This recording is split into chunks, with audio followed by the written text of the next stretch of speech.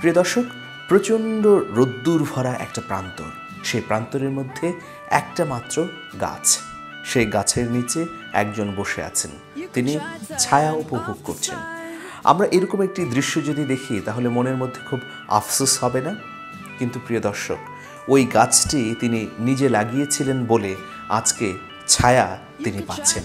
প্রিয় দর্শক, এই কথার মধ্য দিয়ে আমরা শিক্ষা নিতে পারি যে নিজের জীবনে যদি সঞ্চয়ের পন্থাকে অবলম্বন করি তাহলে শেষ বয়সে বা কোনো না কোনো প্রান্তে আমরা সেই সঞ্চয় থেকে নিজেরা নির্বিঘ্ন করতে পারবো নিজেদের জীবনকে।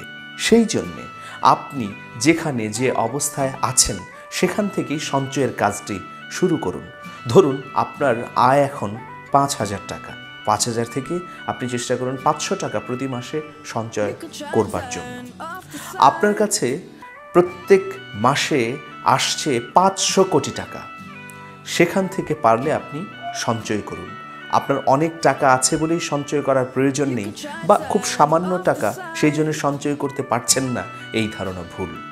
আসুন সঞ্চয়ের মধ্য দিয়ে ভবিষ্যৎ জীবনকে নির্বিঘ্ন করি।